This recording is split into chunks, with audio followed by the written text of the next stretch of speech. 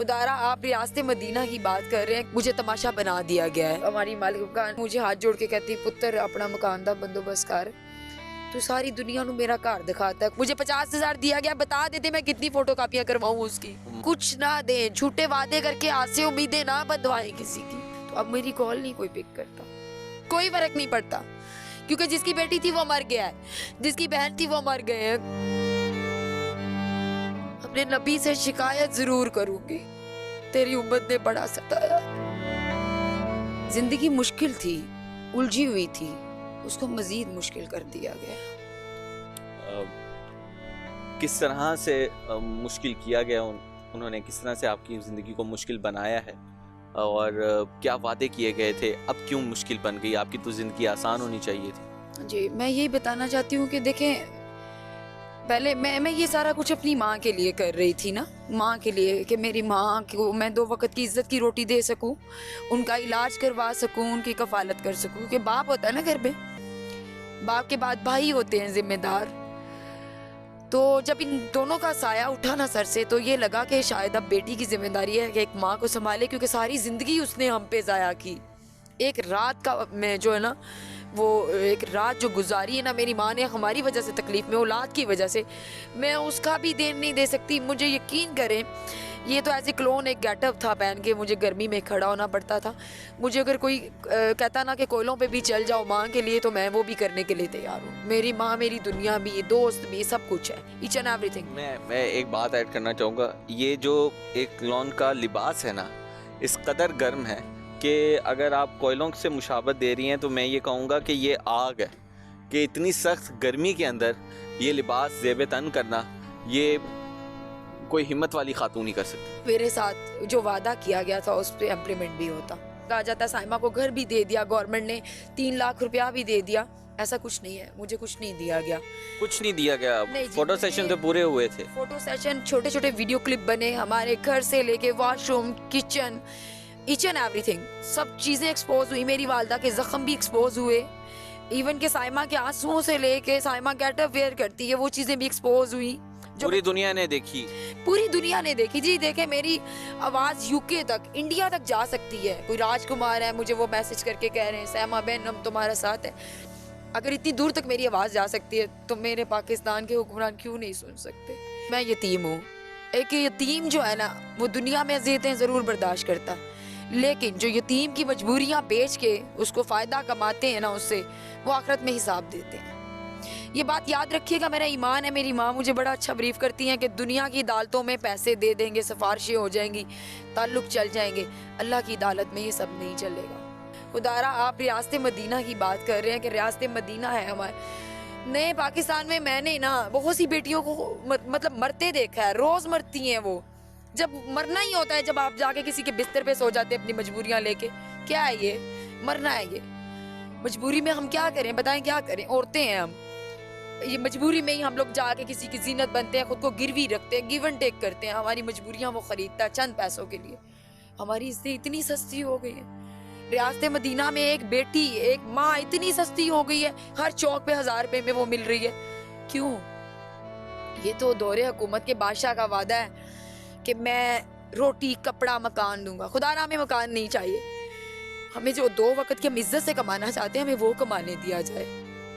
मैं जॉब करना चाहती हूँ, मैं भीख पे नहीं रहना चाहती। हर इंटरव्यू में मैंने बोला है मुझे डोनेशन नहीं चाहिए। कोई 1 माह देगा, 2 माह देगा, 6 माह देगा, वो कहेगा इसका खानदानी काम है। मुझे अगर जॉब का वादा है तो मुझे जॉब दें, मैं इज्जत से अपनी माँ को लेके एक जगह बैठ जाऊँ, मैं किराए पे बैठ जाऊँ, क्योंकि सारी दुनिया ही किराए की है। मुझे हैरत होती है अपने मुसलमान भाइयों पे या अपने बड़ों पे भी, 5-5 कनाल का घर है उनका, और दिल देखें कि हम माँ बेटी सड़क पे हैं। मुझ जैसी कई साइमा सड़क पे हैं, मैं अपनी बात नहीं करती, छत नहीं दी जा सकती। चलें ये भी ना दें, छोड़ दें इस चीज़ को भी, हमें इज्जत की रोटी कमाने दें। सड़क पे मैंने तमाचे खाए हैं। जिंदगी बाप के बाद तो मुश्किल से मुश्किल ही होती गई है, भाइयों के बाद और भी मुश्किल हो गई। लेकिन मुंह छुपा के फिर रही थी ना, वो थप्पड़ ठीक थे मेरे लिए। मैं खाती थी, पिछले चौक में तमाचा लगता था, अगले चौक में लोग गले लगा के प्यार करते थे कि ये हंसा रही है लोगों को। मैं दुख छुपा के हंसाती थी लोगों को, कुछ गलत तो नहीं कर रही थी। और किसी को क्या फर्क पड़ता है, कोई बेटी जिस्म बेचे या खिलौने बेचे, क्या फर्क पड़ता है?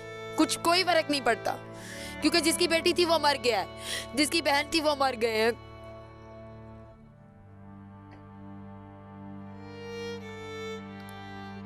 साइमा ने कितनी मेहनत की है अपनी माँ के इलाज के लिए?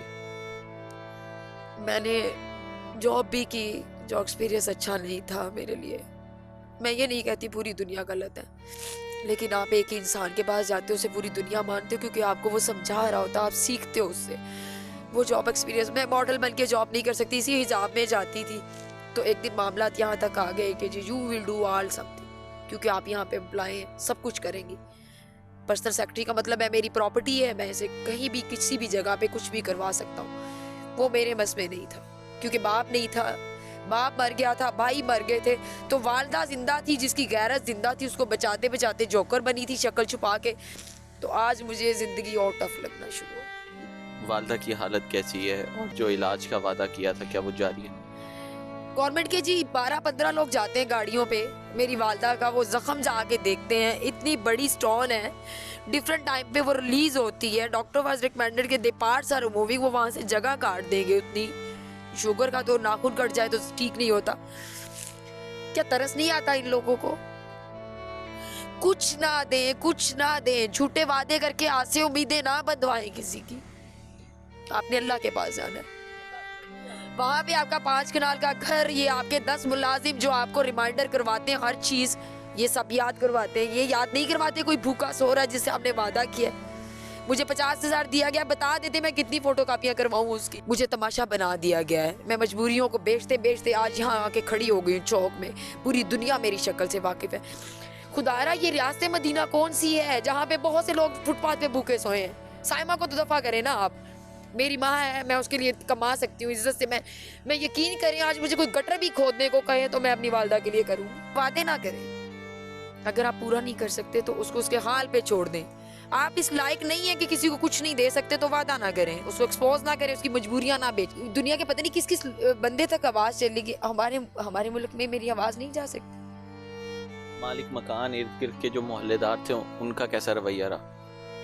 हम बहुत अच्छे से रह रहे थे। हमारी मालिक का जो है फोत हो गया, उनकी मिसेज और उनकी 2 बेटियां, हम बड़े अच्छे से गुजारा कर रहे थे कि उनके घर मेल पर्सन कोई नहीं था, हमारा भी नहीं था, तो अच्छे से गुजारा हो रहा था कि लेडीज हैं, एक दूसरे की हिम्मत थी।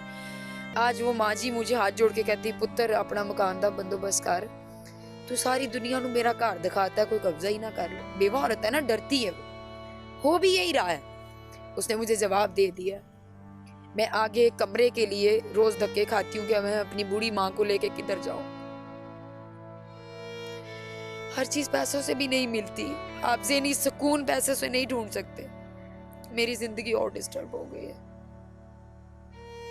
साइमा क्या कहेगी इक़्तिदार आला के लोगों से, जो लोग हुकूमत में हैं, जो लोग उसके इर्द गिर्द हैं, उनसे क्या कहना चाहती एक कौम की बेटी के नाते, एक कौम की माँ होने के नाते?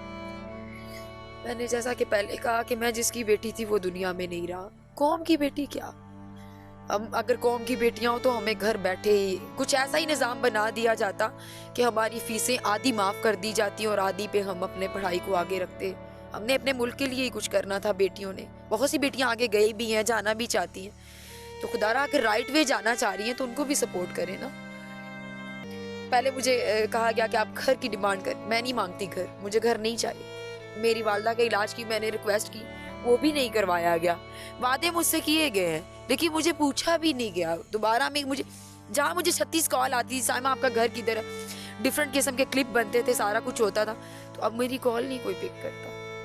मैं कॉल कर रही होती हूँ, मेरा फ़ोन कोई नहीं पिक करता। मैं बल्कि 2-3 दफ़ा ऐसा भी हुआ मैं कॉल करती हूँ तो वो बंद कर देते हैं, मेरी बात नहीं सुनते। क्योंकि साइमा आप क्या करेगी? मैं जी आज भी यही गेटअप पहनूंगी और अपनी वालदा के लिए दवाई के पैसे भी लेके आऊंगी, क्योंकि मैंने तो जिंदगी चलानी है ना। 50,000 के उस चेक पे मुझे नहीं बताया नहीं गया था कि उसको मैं सारी जिंदगी साथ रखती, वो कैश को। मैंने वो 2 माह का रेंट भी क्लियर कर दिया था, सारे मामला तो हो गए थे। लेकिन आगे जिंदगी चलनी, जब तक जिंदा है आगे खाने को भी चाहिए। तो ज़ाहिर फिर अपनी मेहनत करूंगी और अपनी वालदा का इलाज खुद करवा लूंगी, क्योंकि उम्मीदें जो होती हैं ना, आसे उम्मीदें, कुछ नज़र आ रहा हो तो बांधी जाती है, जहाँ पे वादे टूट जाते हैं वहाँ पे उम्मीदें क्या है, कोई औकात नहीं होती उनकी। मुझसे किए हुए वादे अभी तक तो बेजान ही है। बस।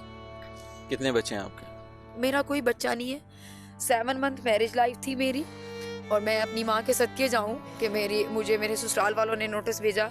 पहले भाई की डेथ हुई, फिर दूसरे की हुई, तो उन्होंने कहा जी तुम्हें उधर ही रहने की ज़रूरत है, तुम इधर ना ही आओ, तुम्हारी माँ को तुम्हारी ज़रूरत है। तो मैं अपनी माँ के साथ हूँ तब से।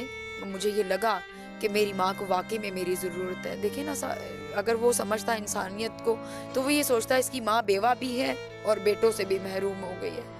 तो एक बेटी बनने के नाते मैं भी उसको छोड़ देती, अपना घर बसा के बैठ जाती। तो मैंने भी अल्लाह के घर जाना है, मेरी कल को औलाद होती तो मेरे साथ उससे भी बुरा होता। तो यही सोचा कि माँ के लिए हर चीज़ कुर्बान है। शोहर ने भी साथ छोड़ दिया, बाप का साया भी नहीं, भाई भी नहीं, शिकवा होगा सोसाइटी से?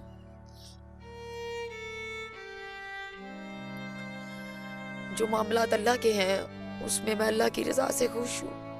अल्लाह सब्र भी देगा, सारी ज़िंदगी सब्र मेरी गुजरेगी, लेकिन ना अपने नबी से शिकायत ज़रूर करूँगी, तेरी उम्मत ने बड़ा सताया,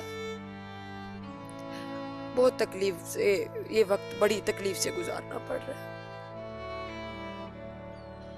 नाज़रीन, कुछ बातें कही गई हैं, कुछ सुनाई गई हैं, और हम उम्मीद करते हैं कि जिन लोगों को ये बातें सुनाई गई हैं वो ज़रूर आएंगे इन बातों को सुनते हुए, उनके कान पर जूं ज़रूर रेंगेगी, वो अपने आप पर ज़रूर एक ना एक दिन मातम करेंगे कि उनकी कौम की बेटी किस तरह से बुरे हाल सड़कों पर अपनी मेहनत कर रही है, और एक ऐसा बेस बदला हुआ है जो लोगों को तो हंसा रहा, अंदर से कितना दुखी। मुझे दीजिए इजाज़त, मिलते हैं आपसे अगली वीडियो में। अल्लाह हाफ़िज़।